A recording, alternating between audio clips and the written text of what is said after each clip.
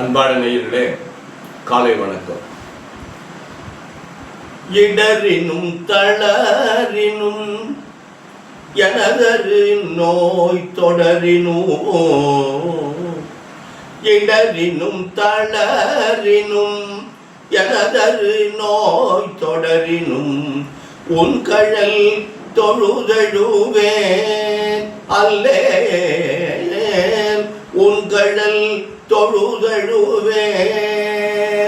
கடல் தனில் அமுதொடு கலந்த நஞ்சை, கடல் தனில் அமுதொடு கலந்த நஞ்சை, விடரினில் அடக்கிய வேதியனே, இதுவோயமை ஆளுமாறு ஈவதொன்று எமக்கில்லையே, அதுவோ உனது இன்னருள் ஆவடு தூரை அரணே, அதுவோ உனது இன்னருள் ஆவடு தூரை அரணே.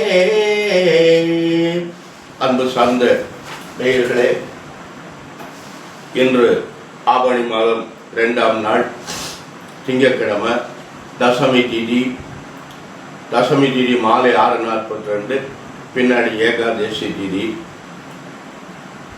மிருகஷி நட்சத்திரம், அமிர்த யோகம் உள்ள ராகு காலம் காலையில் 7:30 முதல் 9 வரை, யமகண்டம் 10:30 முதல் 12 வரை, குளிகர் 1:30 முதல் 3 வரை, சூலம் கிழக்கு, பரிகாரம் கை.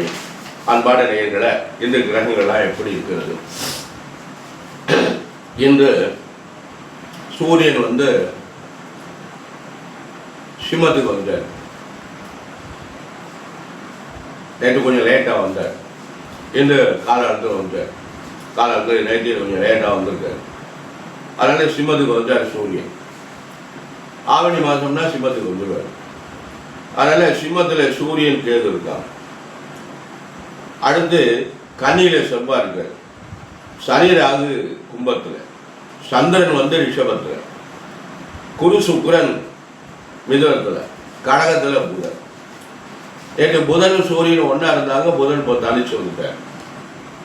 இது இந்த கிரகத்தினுடைய அமைப்பு. மேஷராசி என்பவர்களுக்கு இந்த நாள் எப்படி இருக்கு? மேஷராசி என்பவர்களுக்கு 4ஆம் அதிபதி உச்சம் பெற்றது நல்ல அமைப்பு. நன்மைகள் நடைபெறும்.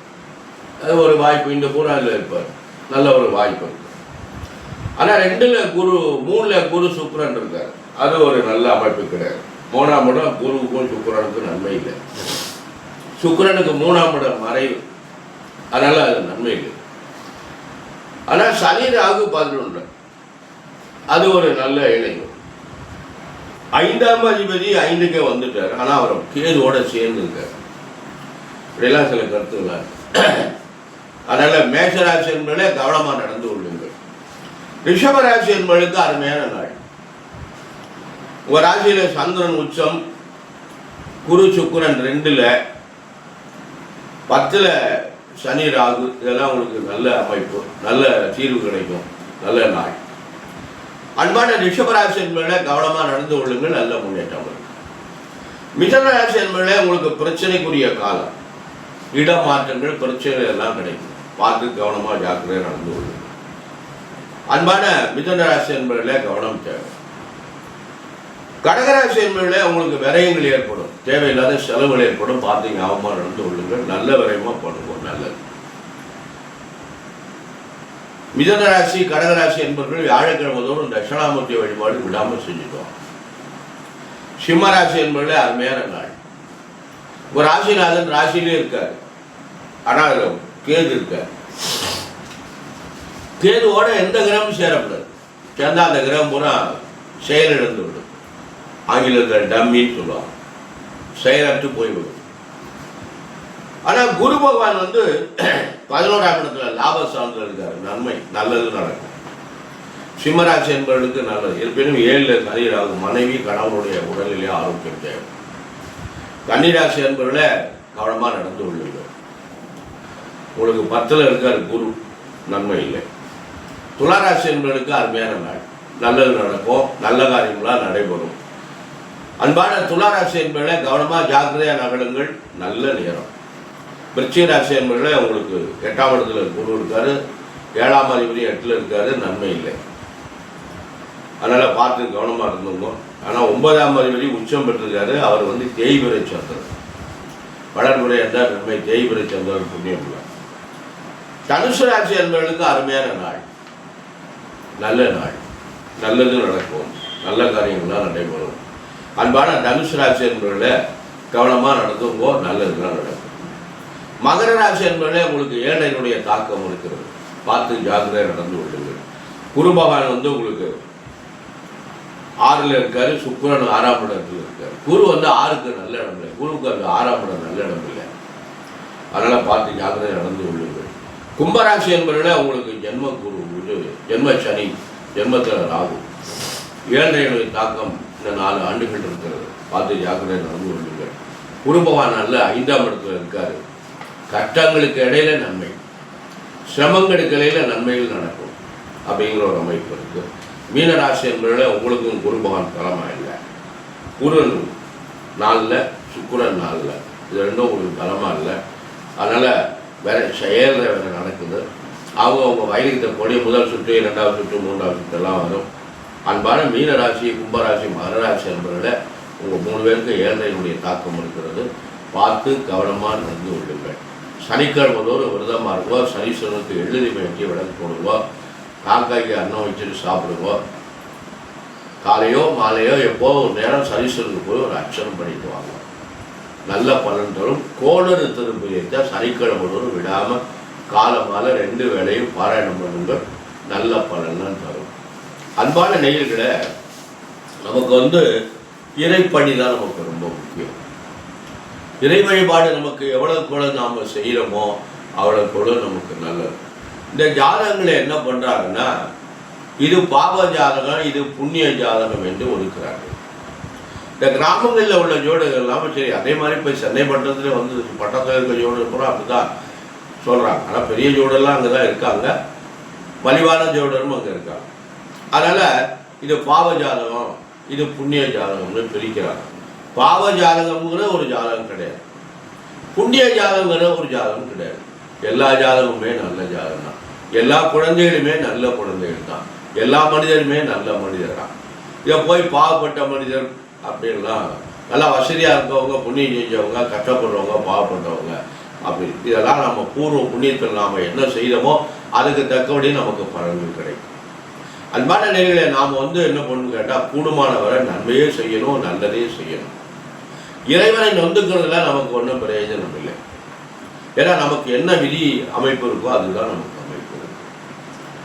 குழந்தைகளுக்கு தந்தையால் பிரயோஜனம் இல்லைன்னு இருக்கும். தந்தை இருப்பார், அவரால் அந்த குழந்தைகளுக்கு எந்த பிரயோஜனமும் இல்லை. அந்த குழந்தைகளுடைய சொந்த முயற்சியிலும் முன்னுக்கு வரும். அதே மாதிரி ஒருத்தருக்கு பிள்ளைகளால் பிரயோஜனம் இல்லைன்னு வரும்.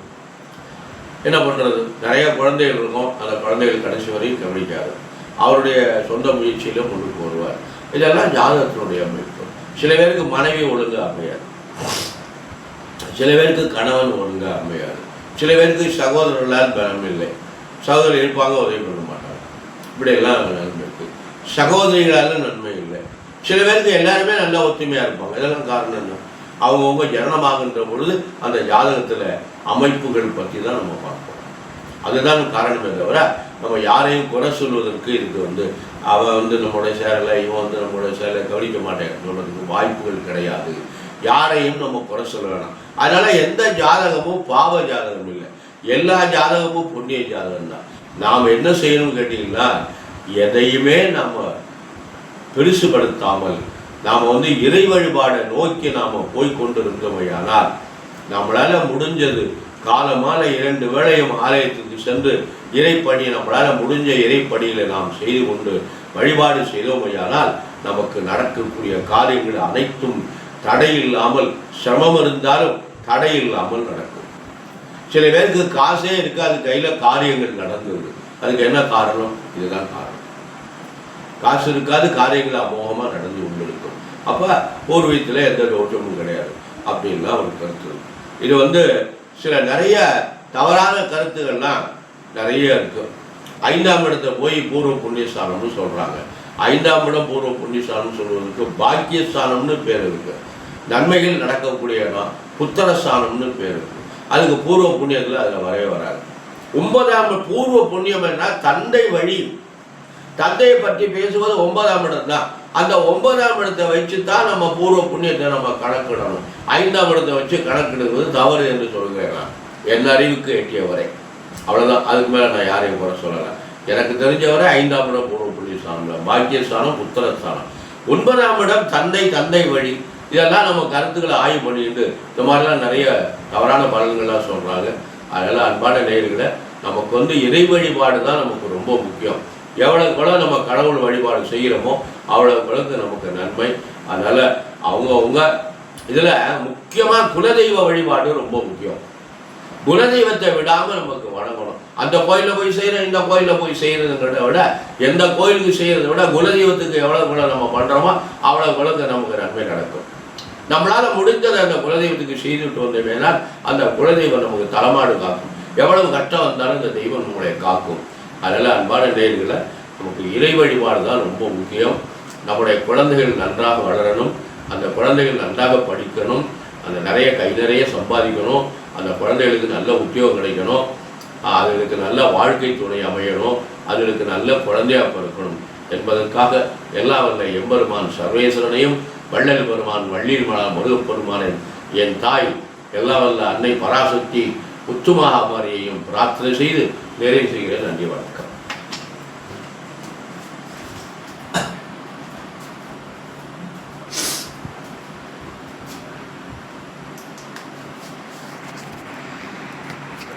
Thank you.